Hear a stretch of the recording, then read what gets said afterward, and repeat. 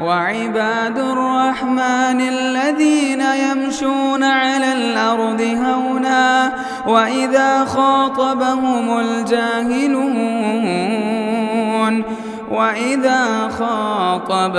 الجاهلون قالوا سلاما. السلام علیکم ورحمۃ اللہ وبرکاتہ. الحمد للہ رب العالمین والصلاة والسلام على سید الانبیاء والمرسلین نبینا محمد وعلى آلہ وصحبہ اجمعین. اما بعد، یقول اللہ سبحانہ وتعالی وَلَئِنْ أَذَقْنَا الْإِنسَانَ مِنَّا رَحْمَةً ثُمَّ نَزَعْنَاهُ مِنْهُ إِنَّهُ لَيَئُوسٌ كَفُورٌ. یہ سورہ ہود کی آیت کریمہ ہے. اللہ سبحانہ وتعالی ارشاد فرماتے ہیں کہ جب ہم انسان کو اپنی رحمت کا مزہ چکھاتے ہیں اور پھر اس سے اس نعمت کو چھین لیتے ہیں تو وہ بڑا ہی مایوس اور اللہ تعالیٰ کا ناشکرہ بن جاتا ہے. اور جیسے ہی تکلیف کے بعد ہم اسے نعمت سے نوازتے ہیں تو وہ کہتا ہے کہ میرے سارے گناہ جھڑ گئے، اور وہ اللہ کی اس نعمت پر خوشی مناتا ہے اور اس نعمت پر فخر جتاتے ہوئے دوسروں کو حقیر سمجھتا ہے. محترم حاضرین، یہ بات ہم سب اچھے طریقے سے جانتے ہیں کہ آزمائش یہ انسان کی فطرت میں داخل ہے. دنیا کے اندر کوئی ایسا انسان نہیں ہے جسے اللہ نے نہ آزمایا ہو یا جو آزمایا نہیں جائے گا. سب سے پہلے انسان ہمارے باپ آدم علیہ السلام، انہی کی زندگی پر غور کر لیجیے. اللہ تعالیٰ نے انہیں بنایا، جنت میں چھوڑا اور آزمائش وہاں سے شروع ہو گئی. محترم حاضرین، اللہ تعالیٰ نے اسی آزمائش کے درمیان انسان کس طرح کا معاملہ اپنے پروردگار کے ساتھ کرتا ہے اسی کا ذکر اس آیت میں اللہ نے کیا. اللہ تعالیٰ ارشاد فرماتے ہیں کہ جیسے ہی ہم بندے کو اپنی رحمت یا اپنی نعمت عطا کرتے ہیں تو وہ بڑا خوش ہو جاتا ہے، اللہ کی تعریف کرتا ہے. لیکن جیسے ہی نعمت چھین لیتے ہیں تو جو نعمت کی خوشی تھی وہ اور نعمت نہ ملنے کا غم، یہ دونوں مل کر اس انسان کو مایوس کر دیتے ہیں، گویا کہ اس نے رحمت دیکھی ہی نہیں. وہ اس قدر اللہ تعالیٰ کی نعمتوں کا ناشکرہ بن جاتا ہے. آپ آیت پر غور کریں، اللہ نے کہا وَلَئِنْ أَذَقْنَا الْإِنسَانَ، یہاں لفظ ذوق کا استعمال کیا گیا. اور ذوق کہتے ہیں کہ جب ایک انسان کھانا کھانا چاہتا ہے تو پہلے کھانے کو چکھتا ہے. تو اللہ کہتا ہے کہ جب ہم اس کو بیماری چکھاتے ہیں، جب ہم اس کو تکلیف چکھاتے ہیں، کیونکہ ساری زندگی بھر اگر انسان کو ساری تکلیفیں دے دی جائیں وہ جہنم کی تکلیفوں کے مقابلے میں بس ایک چکھنے کے مانند ہے. اور اگر اللہ تعالیٰ کسی کو ساری دنیا کے اندر ساری نعمتیں دے دے وہ آخرت کی نعمت کے مقابلے میں وہ چکھنے کے جیسا ہے. تو یہ بات ہمیں سمجھنی ہوگی. دوسری بات، اس آیت سے یہ پتہ چلتا ہے کہ اللہ تعالیٰ کسی انسان کی زندگی کو ایک طرح نہیں رکھتا ہے. نہ وہ کبھی ہمیشہ خوش رہے گا، نہ وہ کبھی ہمیشہ تکلیف میں رہے گا. تو یہ بات انسان کو سمجھنی ہے. جو خوش ہے اسے جان لینا چاہیے کہ مصیبت اس کے سامنے آنے والی ہے، وہ کسی نہ کسی راستے سے آئے گی، لہذا انسان کو تیار رہنا چاہیے. جو تکلیف میں ہے اسے سمجھ لینا چاہیے کہ اللہ نے اس کے لیے آگے آسانی رکھی ہیں، اب وہ اس کا انتظار کرے. محترم حاضرین، غم اور خوشی کے اعتبار سے اللہ تعالیٰ نے قرآن میں 3 قسم کے لوگوں کا ذکر کیا. پہلے وہ لوگ کہ جب انہیں مصیبت آ پہنچے یا انہیں اللہ تعالیٰ خوشی عطا کرے، ہر حال میں وہ اللہ کو یاد رکھتے ہیں. جیسے اس کی مثال دیکھی جائے تو اس کی مثال میں سب سے پہلے انبیاء علیہ السلام کی ذات آتی. اللہ تعالیٰ نے جب ان کو آزمایا تب بھی انہوں نے اللہ کو یاد رکھا. اللہ تعالیٰ نے جب انہیں نعمتوں سے نوازا، ان کے لیے منہ والسلویٰ نازل کیا، معجزات کو ان کے ہاتھ پر جاری کیا، تب بھی انہوں نے اللہ تعالیٰ کو یاد رکھا. اگر مثال دیکھنا چاہیں تو حضرت یونس علیہ السلام کا قصہ ہے. اللہ فرماتے ہیں فلولا انہ کان من المسبحین، کہ جب حضرت یونس علیہ السلام مچھلی کے پیٹ میں تھے تو اللہ ان کی پہلی نعمتوں کو یاد کرتا ہے. اللہ کہتا ہے کہ جب یہ صحیح حالت میں تھے، اگر اس وقت یہ تسبیح بیان کرنے والوں میں سے نہ ہوتے تو ہم ان کو اس تکلیف سے کبھی آزاد نہ کرتے. تو پتہ یہ چلا کہ اللہ نے حضرت یونس کو صرف دعا کی وجہ سے مچھلی کے پیٹ سے نہیں نکالا، بلکہ پہلے وہ اللہ کو یاد کیا کرتے تھے اور اب بھی انہوں نے یاد کیا. تو گویا خوشی میں اور تکلیف میں ہر وقت اللہ کو یاد کیا تو اللہ تبارک و تعالیٰ نے ان کی مدد فرمائی. ان 3 غار والوں کا قصہ ہم نے بارہا سنا ہے کہ جب نعمت میں تھے اللہ تعالیٰ نے نعمتوں سے نچھاور کیا. ان میں سے ایک تب بھی اپنے ماں باپ کا خادم تھا، ہر طرح کی برائی کا امکان تھا، پھر بھی ان میں کا ایک اللہ سے ڈرتا تھا. لیکن جب اللہ نے مصیبت ڈالی تب بھی انہوں نے اللہ کو یاد کیا تو اللہ تبارک و تعالیٰ نے غار کی اس موت کی مصیبت سے ان کو بچا کر رکھ لیا. اسی لیے اللہ کے نبی صلی اللہ علیہ وسلم کہا کرتے تھے احفظ اللہ یحفظک، کہ اے اللہ کے بندے تو اللہ تعالیٰ کی حدود کو یاد رکھ، اللہ مصیبت میں تجھے یاد رکھے گا. اللہ تعالیٰ کو ہر وقت اپنے نگاہوں کے سامنے رکھ، ہر نعمت ہر عمل اس کو خوش کرنے کے لے کر، ہر مصیبت اور خوشی میں اللہ تعالیٰ کو تو ساتھ پائے گا. مصیبت میں اللہ کو یاد کر، اللہ خوشی میں تجھے کیا ہے ہمیشہ یاد رکھے گا. محترم حاضرین، یہ پہلے قسم کے لوگ ہوئے. دوسرے قسم کے لوگ وہ ہیں کہ وہ اللہ کو صرف اس وقت یاد کرتے ہیں جب ان پر مصیبت آتی ہے، خوشی کے وقت وہ اللہ تعالیٰ کو بھول جاتے ہیں. اگر ان کی مثال دیکھنا چاہے تو بنی اسرائیل کی یہ قوم ہے. جب اللہ تعالیٰ انہیں نعمت سے نچھاور کر رہا تھا تو انہوں نے کیا کیا؟ اللہ تعالیٰ کو بھلا دیا، اس کی نعمتوں کی ناقدردانی کی. لیکن جیسے ہی مصیبت آئی، بجلی کی مار سے مر گئے یا تیہ پہاڑ میں گمراہ ہو گئے، یا حضرت موسیٰ علیہ السلام نے جب بددعائیں کی اس میں مسلمان بھی شریک ہو گئے، تب یہ لوگ اللہ تعالیٰ کو یاد کرتے تھے. اس کی دوسری مثال خود فرعون کی بھی ہے. جیتے جی کبھی اسے اللہ یاد نہیں آیا، جیتے جی وہ کفر کو شرک کو پھیلاتا تھا، لیکن جیسے ہی اپنے آپ کو موت کے دہانے میں اس نے دیکھا تو کہنے لگا آمنت انہ لا الہ الا اللہ، کہ میں اس رب پر ایمان لایا جس کے علاوہ کوئی معبود برحق نہیں، اور میں بنو اسرائیل کے رب پر ایمان لایا اور میں پہلے مسلمانوں میں سے ہوں. اسی طرح منافقین جو جناب محمد الرسول اللہ صلی اللہ علیہ وسلم کے زمانے میں تھے وہ بھی اسی میں شامل تھے. اس کے علاوہ تیسرے قسم کے وہ لوگ ہیں جو نہ اللہ کو خوشی میں یاد کرتے ہیں نہ غم میں یاد کرتے ہیں، بلکہ وہ دنیاوی اسباب پر زیادہ اعتماد کرتے ہیں. اگر ان کی مثال دیکھا جائے تو کافر لوگ اس سے عمومی اس میں مراد ہیں. محترم حاضرین، اب انسان کو کرنا کیا چاہیے؟ سب سے پہلی چیز کہ غمی اور خوشی کے مسئلے میں ہمیشہ اللہ کو یاد رکھنا چاہیے، اللہ سے ہمیشہ دعا کرنا چاہیے. جب آپ خوش ہیں آپ صبر کریں، اللہ کا شکر ادا کریں. اگر تکلیف آ جائے تو اس تکلیف پر بھی اللہ کا شکر ادا کریں اور تکلیف پر صبر کیا کریں. اور بہت سارے حضرات یہ تصور کرتے ہیں، بعض لوگوں کا نظریہ ہے کہ جب ایک آدمی اللہ کا پیارا ہوتا ہے تو اللہ اسے بہت مصیبتوں میں ڈالتا ہے، اس لیے نہ زیادہ اللہ کے پیارے بنو نہ اللہ کے دشمن رہو، بیچ میں رہو.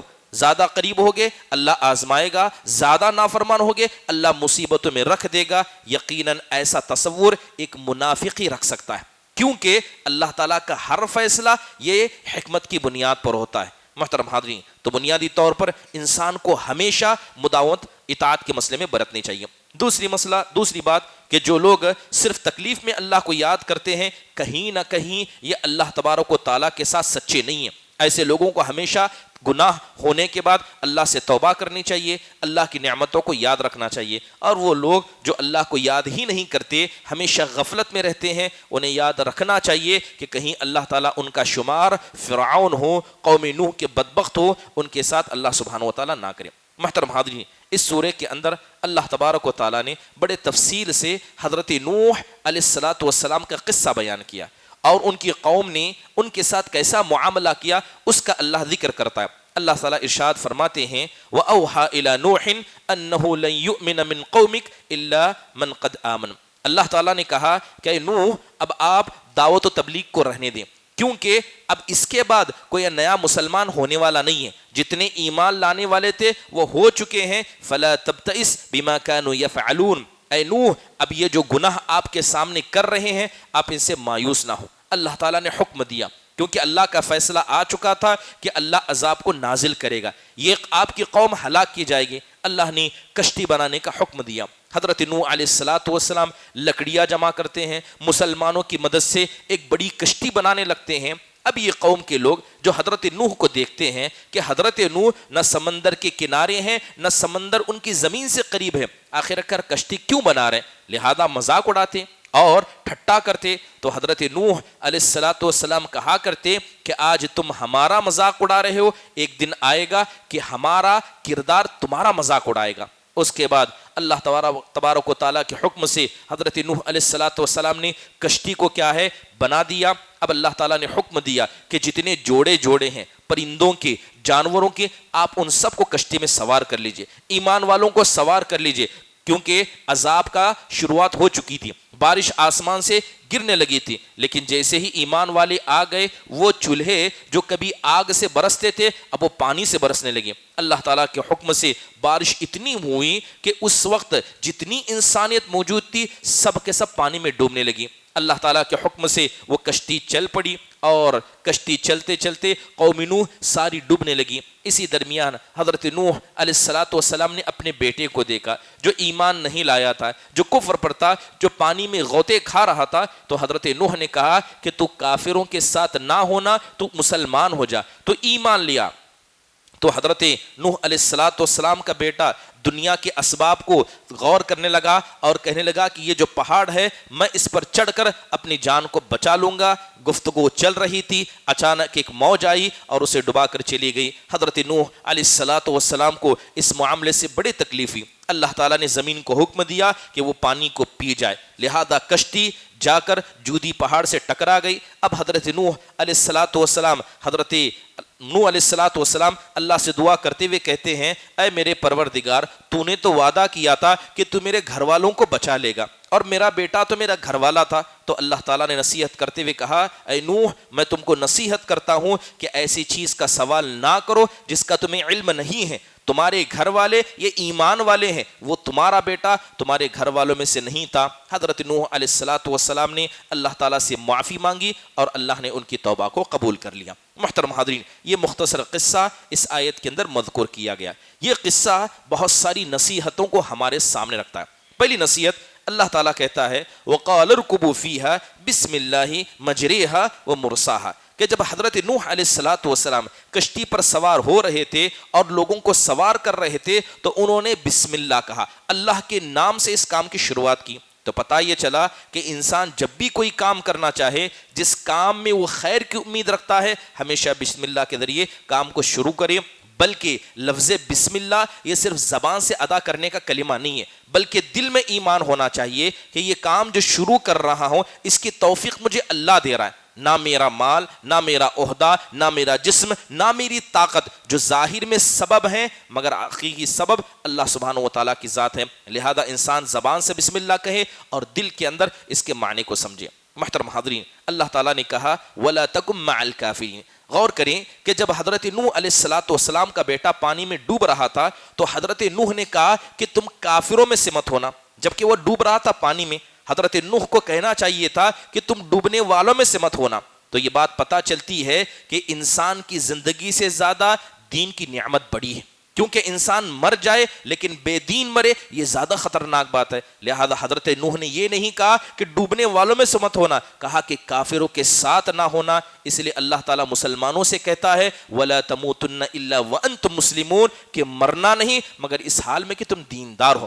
اور دین پر موت دینداروں کو آتی ہے، بے دینوں کو نہیں آتی ہے. محترم حاضرین، آپ تصور کریں کہ دین کا مقام انسان کے نزدیک کیا ہے، کہ انسان کو دیندار ہونا کیوں ضروری ہے. انسان مر جائے لیکن دین پر مرے. اللہ کے نبی صلی اللہ علیہ وسلم بھی تو اسی کی کوشش کیا کرتے تھے. آپ اپنے چچا کے بارے میں جاتے تھے، ابو طالب آپ کی حمایت میں لگے تھے، اتنی حمایت کی اپنی بھتیجے کی کہ آخری وقت تک ساتھ رہے اور مشرکین مکہ آپ تک پہنچ نہیں پائے. اسی چچا کا جب انتقال کا وقت پہنچا تو اللہ کے نبی گئے اور جا کر کہا یا عم قل لا الہ الا اللہ، اے میرے چچا جان آپ لا الہ الا اللہ کہہ دیجئے، بس اسی کلمے کے ذریعے اللہ تعالیٰ کے سامنے میں دلیل کو رکھوں گا. مگر چچا نے لا الہ الا اللہ نہیں کہا اور شرک پر کیا ہے دنیا سے چلے گئے. اسی طرح وہ یہودی بچہ جو بیمار تھا، اپنی زندگی کے آخری سانس گن رہا تھا، اللہ کے نبی کو پتا چلا کیونکہ وہ آپ کی خدمت کیا کرتا تھا. اللہ کے نبی جاتے ہیں، یہ نہیں پوچھتے ہیں کہ کیا حال چال ہے، دوا لی یا نہیں، آپ فوراً کہتے ہیں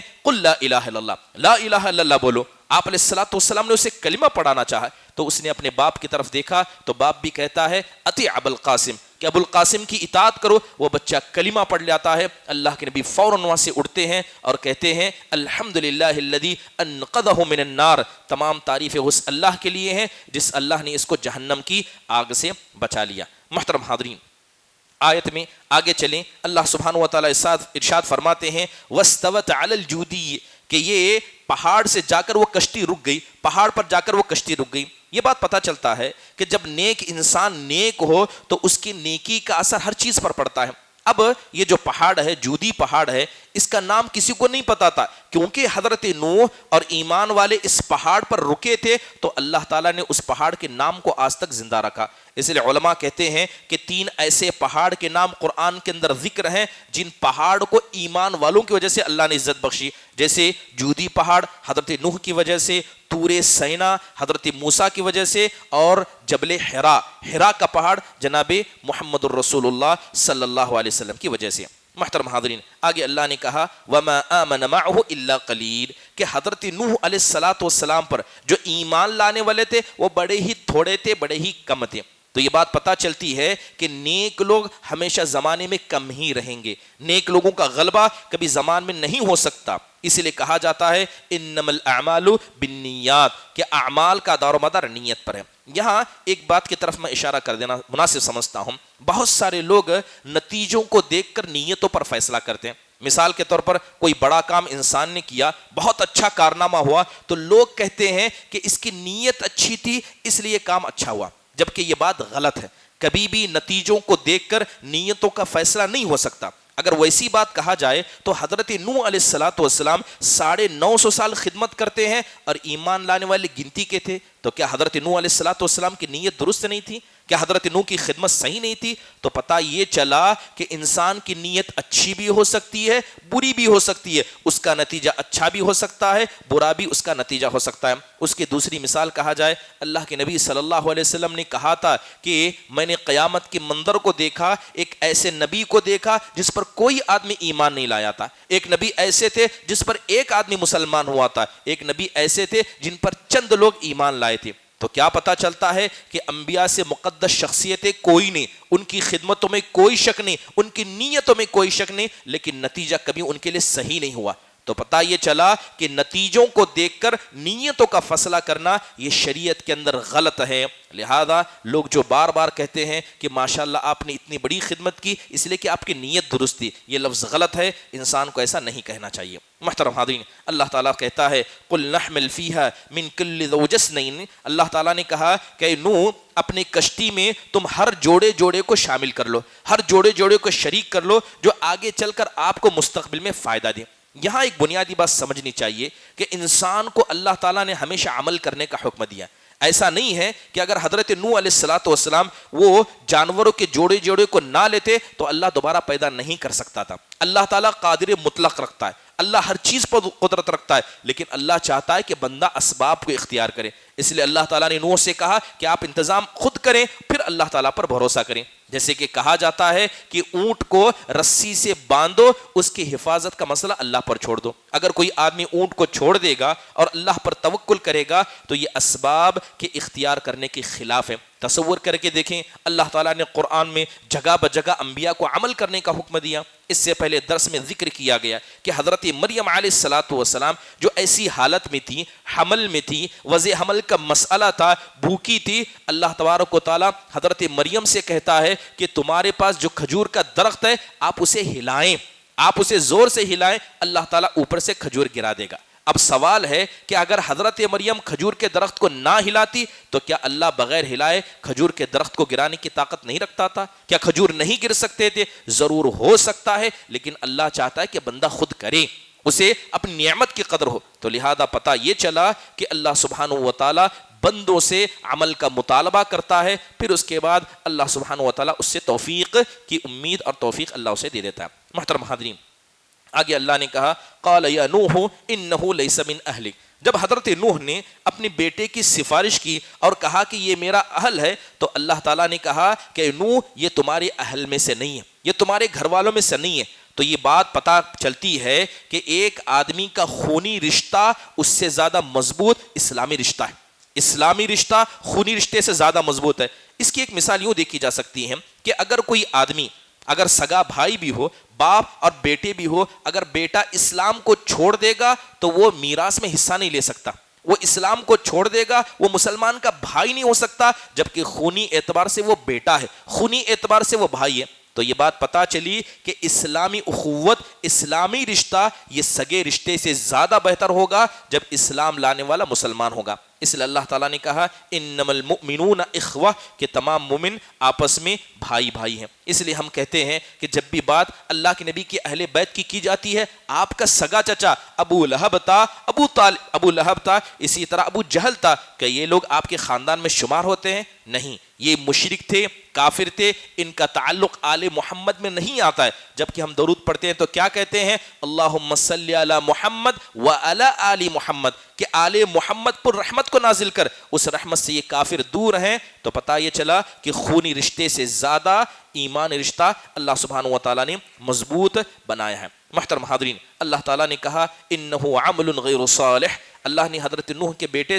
بیٹے کے بارے میں کہا کہ یہ جو تمہارا بیٹا ہے اس کا عمل درست نہیں ہے. یہاں پر تسلی دی گئی ہے ایمان والوں کو. بہت سارے ماں باپ بڑے نیک ہوتے ہیں, ماں باپ بڑے نیک ہیں, نماز کے پابند ہیں, حلال و حرام کی تمیز کرنے والے ہیں, مگر بیٹے یہ انسان کے نام پر شیطان ہوتے ہیں. حرام کاموں میں ملوث ہونا, برائی کو ہر جنم دینا. اللہ تعالیٰ ایسے لوگوں کو تسلی دیتے ہوئے حضرت نوح کی مثال دیتا ہے کہ نوح اس امت کے پہلے رسول تھے, لیکن ان کا بیٹا کافر تھا. تو ضروری نہیں ہے کہ باپ کی ہر نیکی بیٹی تک پہنچے. اگر کسی کا بیٹا برا ہے تو اس کے دل کو تسلی لینی چاہیے کہ بیٹا تو حضرت نوح علیہ السلام کا بھی بڑا ہی برا تھا. محترم حاضرین, اس کے بعد اللہ سبحانہ و تعالیٰ نے آگے کہا کہ جب حضرت نوح نے اللہ سے دعا کی تو کہا رب انی اعوذ بک ان اسألک ما لیس لی بہ علم. اے اللہ تعالیٰ, میں تجھ سے تیری پناہ مانگتا ہوں کہ ایسی چیز کا سوال کروں جس کا علم میرے پاس نہیں ہے. تو پتہ یہ چلا کہ ایک آدمی گناہ سے بھی اللہ کی توفیق کے بغیر نہیں بچ سکتا.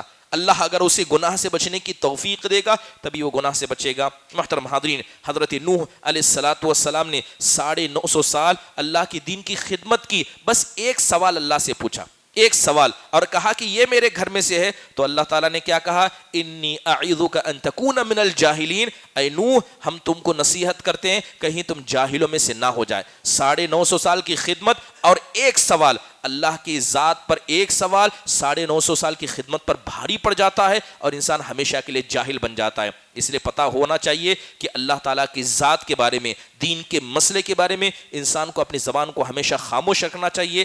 اس لیے کہ اس روئے زمین کا اگر شرک سے بڑھ کر کوئی گناہ ہے تو وہ بغیر علم کے اللہ کی ذات پر گفتگو کرنا ہے. اللہ تعالیٰ سے دعا ہے اللہ تبارک و تعالیٰ قرآن کی تلاوت کرنے, اس کے معنی و مفہوم کو سمجھنے, اور اسی طرح اس قصے میں جو نصیحتیں بتائی گئی اللہ اس پر عمل کرنے کی ہم سب کو توفیق نصیب فرمائیں. اقول قولی ھذا واستغفر اللہ لی ولکم ولسائر المسلمین من کل ذنب فاستغفروا انہ هو الغفور الرحیم. جزاکم اللہ خیر واحسن اللہ الیکم. السلام علیکم ورحمۃ اللہ وبرکاتہ. مسجد عباد الرحمن کے پلیٹ فارم سے ہونے والی دعوت و تبلیغ کے مشن کو آگے بڑھانے میں ہمارا بھرپور ساتھ دیں.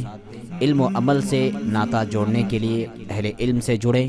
مسجد عباد الرحمن کے یوٹیوب چینل کو سبسکرائب کریں اور آگے شیئر کرنا ہرگز نہ بھولیں. فجزاکم اللہ